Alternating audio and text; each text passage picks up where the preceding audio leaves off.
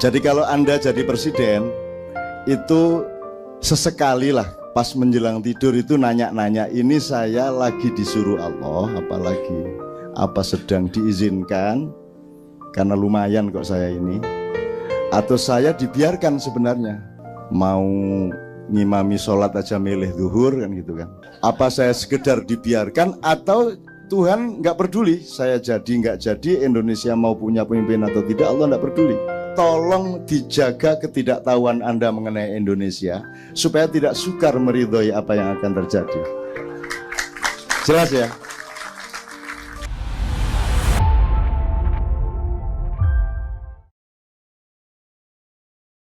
Ridho kepada Allah salah satunya adalah Anda ingat ilmu kita bertahun-tahun yang lalu, kalau ada terjadi sesuatu dalam hidup Anda itu, apa seseorang menjadi caleg, apa dagang Anda laba, atau Anda bangkrut, atau anak Anda lahir, atau anak Anda tidak jadi lahir, pokoknya ada yang menyenangkan, mengharukan yang kita sebut Masjidil Haram, dan ada yang mengkhawatirkan, mencemaskan yang kita sebut Masjidil Aqsa. Dan kita tidak akan menjadikan Masjidil Haram sebagai tujuan, juga Masjidil Aqsa tidak sebagai titik kebencian, karena tujuan kita adalah Shiratal Mustaqim menuju Sidratil Muntaha. Terserah softwarenya seberapa untuk menangkap Sidratil Muntaha. Sidrah itu garis, muntaha itu garis batas, muntaha itu terakhir. Jadi garis batas terakhir yang aslinya juga nggak ada garis batas terakhir itu, tapi itu idiom untuk keterbatasan ujung dari pandangan manusia. Ada yang sampai ke Sidratul Muntaha hanya dengan nalurinya seperti anjing yang lolos ke surga sementara Puntadewa tidak misalnya.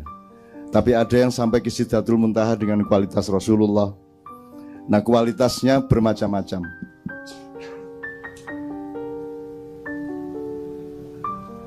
Masalahnya ilmu yang lama itu saya ingatkan, ada kejadian yang Allah cuek. Terserah mau terjadi tidak terjadi. Saya sudah bikin hukum alam sunnati ya, maka dia akan otomatis terjadi seperti itu. Kalau air dikasih api dia akan mendidih, itu sudah otomatis, nggak perlu Allah kasih perintah baru. Jadi ada kejadian yang Allah, ini lumayan ini, kalau Allah mengizinkannya berarti agak kompatibel dengan nilai dia. Tapi kalau membiarkannya, itu seperti orang tua yang pusing sama anaknya yang bandel terus, akhirnya dibiarkan mau apa aja. Jadi dicuekin, dibiarkan, diizinkan. Yang ideal pada manusia adalah kalau gelombang akal dia dan kolbu dia dan seluruh organisme kejiwaan dia, fisik maupun rohani dia, itu sudah muwahhid billah, sudah menyatu dengan kehendak Allah. Innama amruhu idza arada syai'an. Jadi iradah Allah dengan amrnya Allah dengan iradah manusia, perintah Allah dengan kehendak manusia sudah menjadi satu. Sebagaimana Anda kencing itu perintah Allah, dan juga keinginan Anda itu berarti itu sudah lumayan, itu tinggi nilainya. Jadi setiap kali kencing bersyukur, ya Allah alhamdulillah ini kompak kita dalam soal ini. Gitu ya. Ketika Anda beli sesuatu itu belum tentu sama keinginan Allah. Ketika Anda memilih istri, belum tentu itu sama dengan perintah Allah. Tapi Allah oke, enggak apa-apa, enggak terlalu buruk kok, ya sudah saya izinkan. Atau kasus yang di bawahnya tadi, ya udah biarin dia mau kawin sama ini apa sama itu. Kan itu.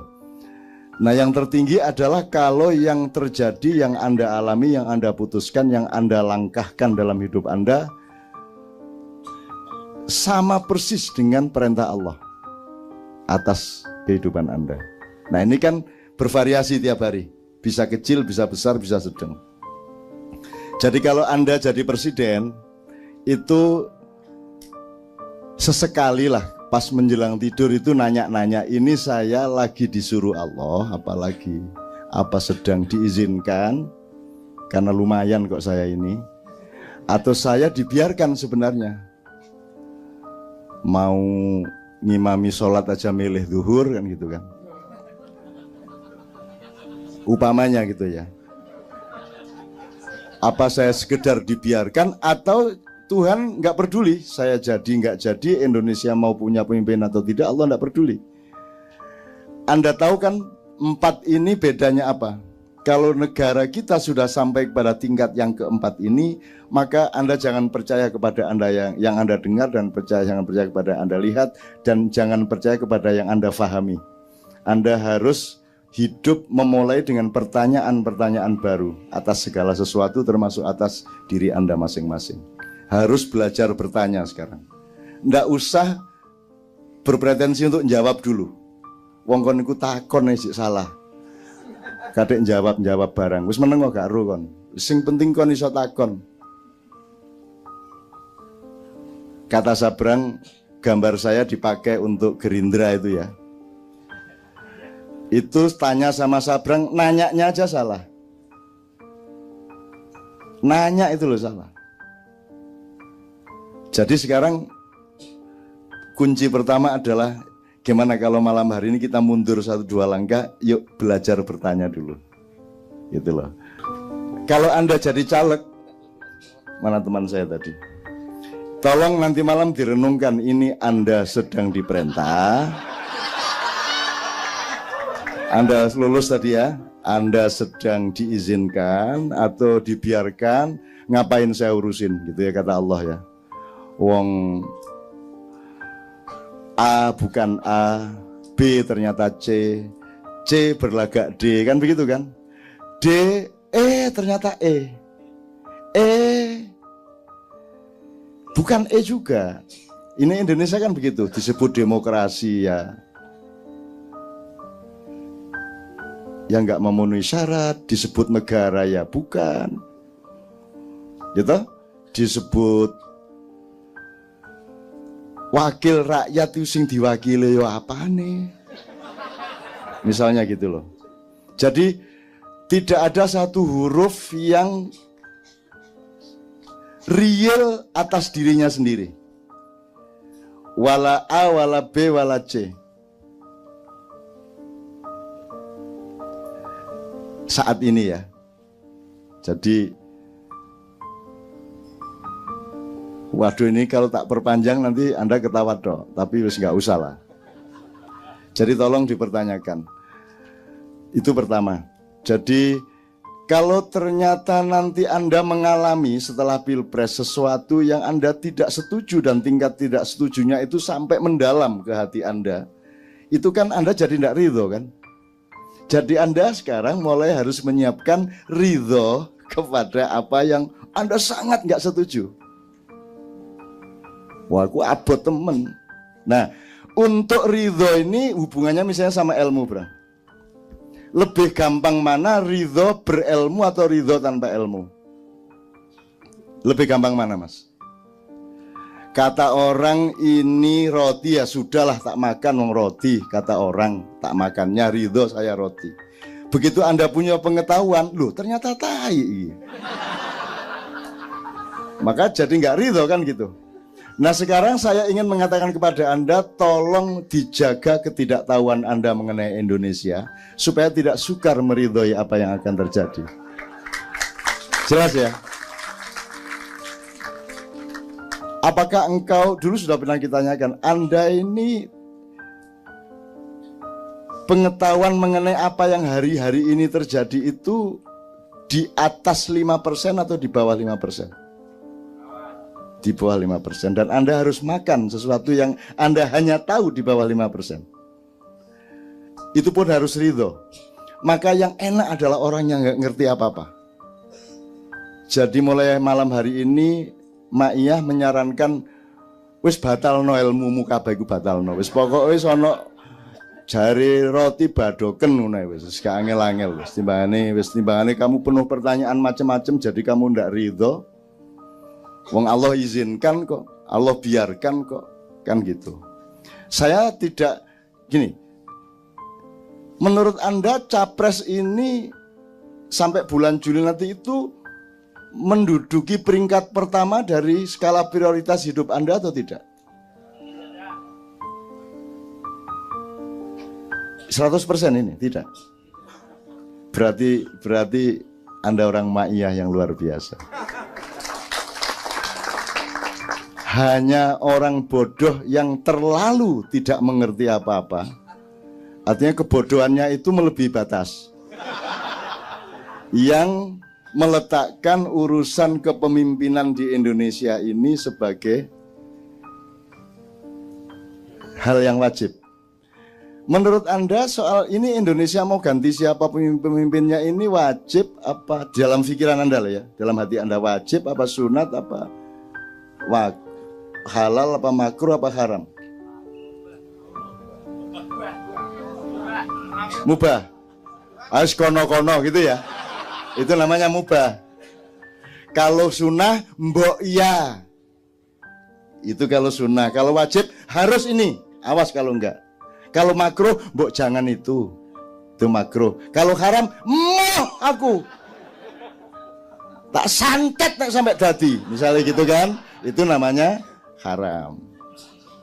Nah, alhamdulillah malam hari ini Anda saya tanya langsung bahwa itu bukan skala prioritas. Sunnah pun bukan. Ya minimum mubah lah. Ya sekono lah arep dadi monggo ora dadi gek bedane apa. Gitu loh. Utangmu ya ora ono sing bayari. Iya ta? Proposal digawa rono rene ya gak dadi-dadi. Kan gitu. Oke. Gitu ya. Oke. Jadi tapi apakah kalau itu tidak penting, itu tidak nomor satu, itu berarti tidak harus diperhatikan? Tetap diperhatikan tapi pada takaran yang tepat untuk hidup Anda. Jadi saya lengkapkan. Jadi pertemuan kita pada malam hari ini pertemuan yang skalanya 3-4 bulan ataukah skalanya 5-10 tahun? Anda milih mana? Ini kita ini sedang ngomongin nasib kita beberapa bulan ini. Apa Anda mempersiapkan sesuatu untuk sesuatu yang agak lebih panjang? Lebih panjang. Nasib lah, sudah beres kalau begitu. Jadi begitu lapang tenang-tenang aja. Mau pengumuman KPU malam hari ini apa? Wong itu yo. Wong sekarang manipulasi suara itu tidak harus terjadi di KPU pusat kok. Itu terjadi di lapangan langsung itu juga kok. Itu pokoknya subversi itu terjadi di setiap lapisan. Tapi udah tidak usah diomongkan loh. Kalau tidak begitu mengagumkan kan. Aneh kan. Aneh gitu. Roy Suryo di Jogja sangat terkenal karena dia minta maaf kepada masyarakat Jogja bahwa dia tidak mampu memenuhi aspirasi, artinya nggak jadi dia sama istrinya. Anak saya kelas 2 SD siang-siang marah-marah, aneh itu Roy Suryo itu. Loh kok kowe ngurusi Roy Suryo kok ngerti-ngerti nih?